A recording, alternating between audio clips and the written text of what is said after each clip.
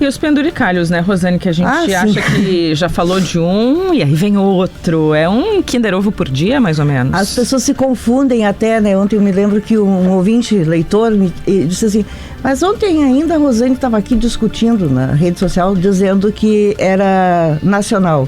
Sim, era.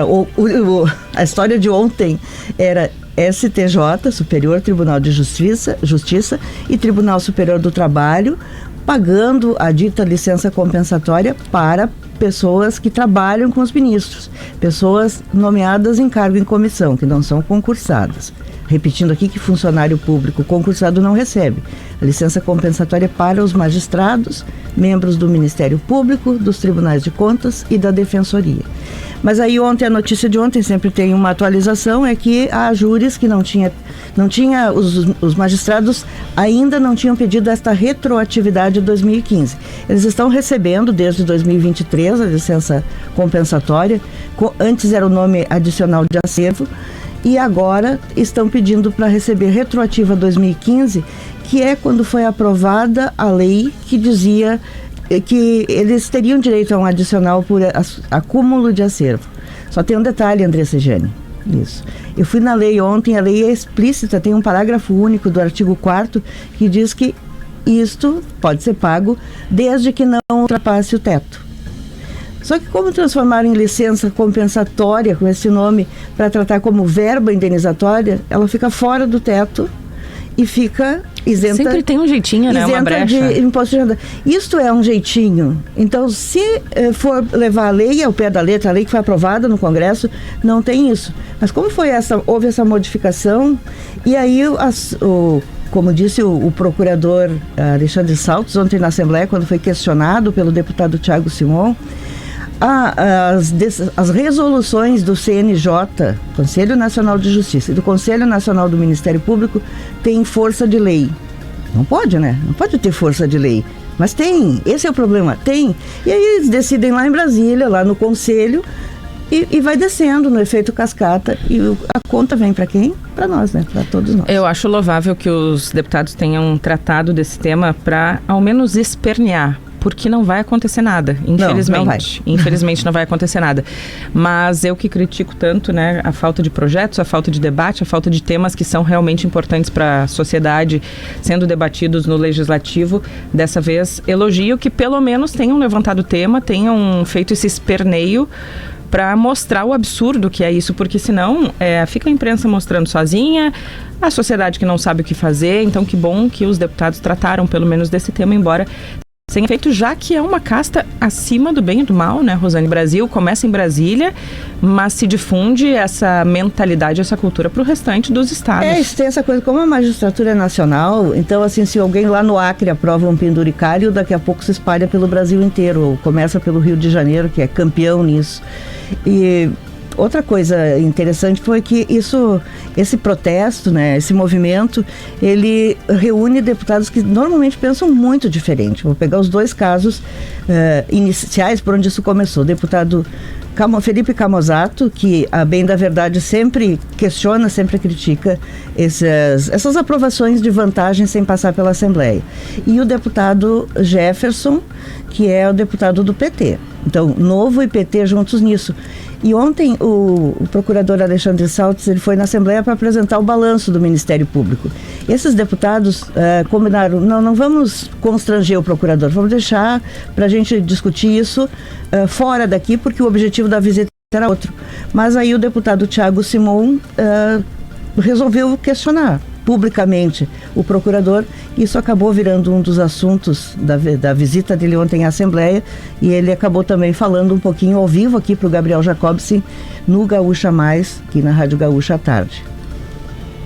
Bom, o espaço está aberto e esse estúdio está de portas abertas também para todos os envolvidos, né, e citados aqui. Ministério Público, Defensoria Pública, e aí os diferentes, né, penduricalhos, o Tribunal de Justiça, a própria Júris que fez esse pedido agora, espaço aberto, como sempre. Ontem o procurador Alexandre Saltes disse que gostaria de vir aqui, mas que não tinha agenda para hoje. Mas o convite segue aberto para todos eles.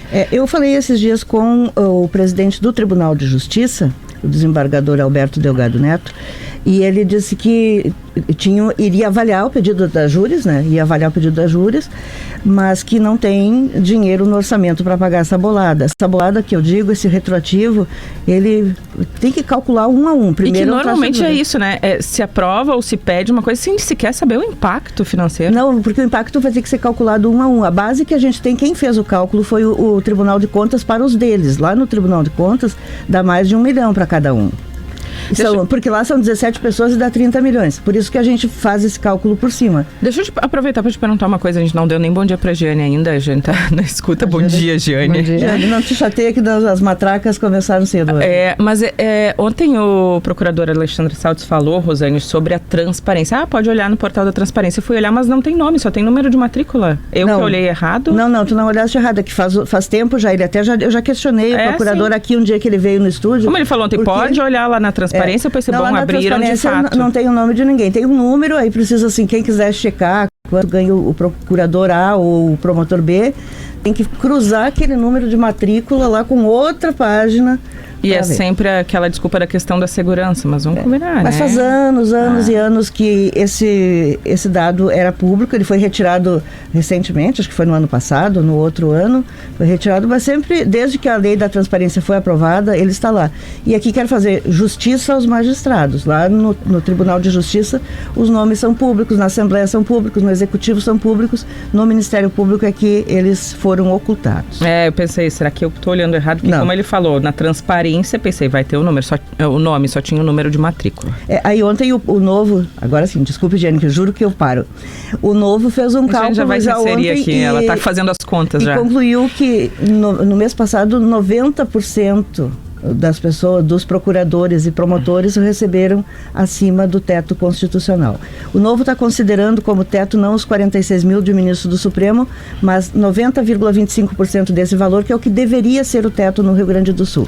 Não é assim que é considerado, eles consideram todo o ponto é que até isso abre brecha para interpretação, se é o valor bruto, se é o valor líquido, se é isso, se é aquilo, se é os 90%, se mas então, na verdade, não deveria. Não deveria. Teto, é tudo, tá? Teto é teto. É conforme o interesse de uns ou outros. É como o salário mínimo não é o líquido que o trabalhador recebe. O piso do magistério não é o líquido que o professor recebe. É o bruto e dali vem os descontos.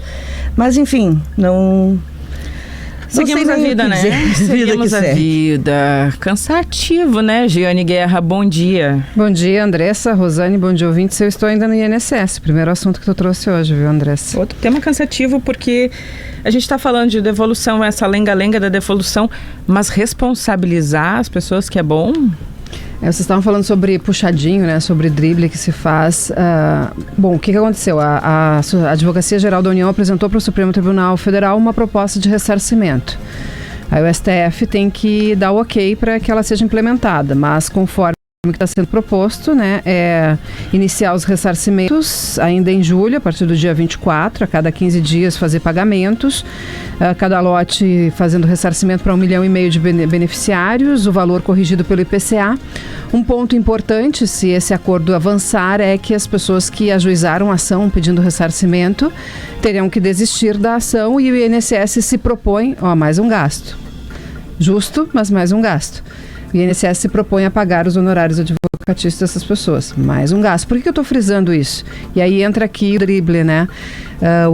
O governo federal está propondo que seja aprovado que esse custo entre como crédito extraordinário para que não seja considerado no arcabouço fiscal. Só que é um gasto, né?